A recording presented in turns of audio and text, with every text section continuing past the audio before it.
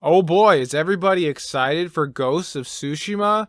The greatest, latest new PlayStation 4 exclusive dropping in, by the time this probably comes out, a week. Maybe even it's out now. Are you playing Ghosts of Tsushima? Are you having a grand old time in your new, I can't put enough air quotes around new, open world action game with so much player choice, and you can ride a horse and you can run around a big open field until you run into an objective marker that's a small town that's essentially a fucking level anyway, that is done in the name of immersion but is actually just putting tons of open empty space in between levels to waste your time and make you feel like you're actually playing more of a game and the game is more content when they've literally just made an open field instead of a loading screen to take you to the next part of the content you actually care about. Oh boy, I can't wait. I am so stoked for Ghosts of Tsushima.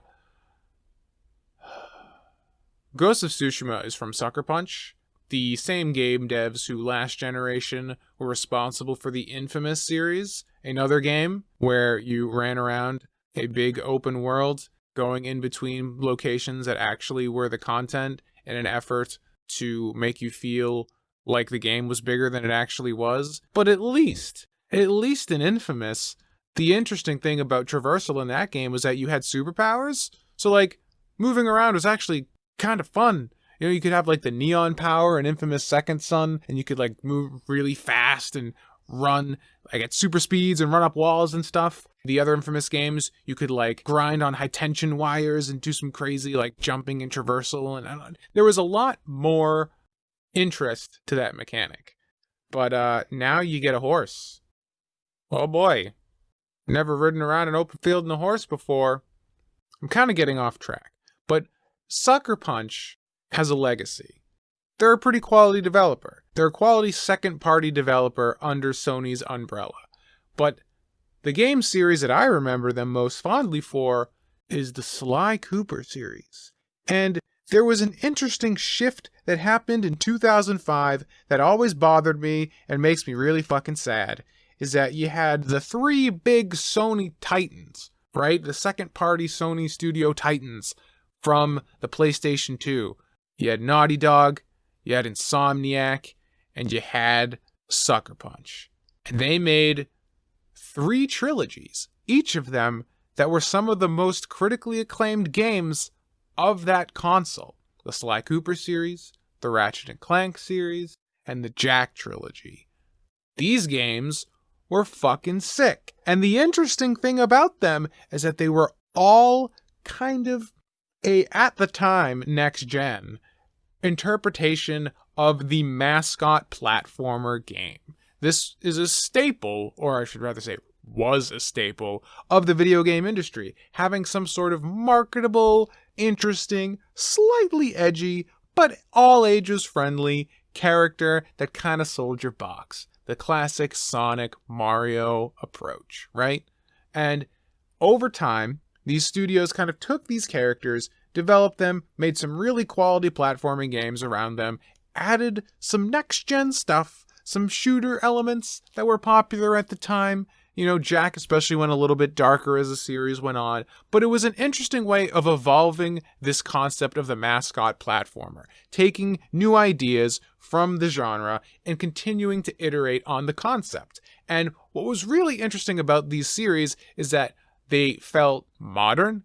They felt really highly produced for the time because these were all second-party studios under Sony's umbrella, so they were getting a lot of money from Sony Computer Entertainment to like make high-quality things that could flex the muscles of the hardware. These studios actually were interworking with each other. Like Insomniac and Naughty Dog shared engine technology from Jak and Daxter and Ratchet and Clank. So there was like a lot of interplay between the studios, from what little knowledge I understand from reading GameSpot magazine. GameSpot.com, Electronic Gaming Monthly magazine back in the day. Holy shit, fucking shoot me. So they had these mascot characters, and there was a bunch of other studios doing similar mascot character stuff. I think Universal bought Spyro, was trying to do some Spyro stuff, which had certain degrees of success. Everybody had their thing. But all these studios, when the PS3 dropped, shift focus entirely entirely. And they didn't continue to evolve the Mascot characters. Somebody at Sony and Computer Entertainment, and I guess like Video Game HQ, because all these companies seem to have the exact same ideas, just slightly tweaked. They decided that character mascots were gay and dead, and they didn't matter anymore. So for the PlayStation 3, Naughty Dog did Uncharted and The Last of Us, a cinematic shooter. Sucker Punch did Infamous, an open world, gritty, moral choice game. And Insomniac did Resistance, a gritty, brown first-person shooter. And it's just like, the soul is gone. The soul is gone. The interesting art aesthetic choices that all these studios were doing, the really like overly animated, incredibly dynamic animation that they were doing in Jak and Daxter over at Naughty Dog, gone. It's just motion capture people. Hooray. The interesting stuff that was being done with Ratchet and Clank and the crazy over-the-top weapons and the fun humor of the characters. It's just another brown shooter. Oh boy. And now we got 3 different kinds of machine guns. Yay. Why did we need Resistance? Sony already had the Killzone series that served this function. This just has more guns and bigger, I guess. And then you get over to Sucker Punch and they make Infamous, which is probably the most creatively interesting of the 3. But still, it fell into a lot of the traps of the open world game that were so fucking boring. And the moral choice system was very shallow, even more than something like BioWare's. And it felt like somebody decided that cartoon games are dead. They're no longer good. Video games have grown up. Everybody who buys our consoles has grown up. Children don't play video games, even though you play Call of Duty Modern Warfare online for like 5 minutes and you realize everybody's still fucking 12 playing video games. But it's just like, where did all the Mascot characters go? Why are they gone? Why did they leave? And to this day, we still don't get any of that shit anymore really outside of Nintendo and indies. They're the only ones interested in doing that. It's sad. Microsoft bought Rareware, hasn't done anything really interesting with them. They were like a staple of doing really cool mascot games for Nintendo. Not anymore. Those are all gone. They destroyed Banjo-Kazooie and never went back to that. I don't know. This is a short podcast, but my point is just that the gaming industry killed these 3 studios, in my opinion, because now we have Ghost of Tsushima, which just looks like another derivative open world game. We have The Last of Us Part 2. Do I even need to say anything more about The Last of Us Part 2?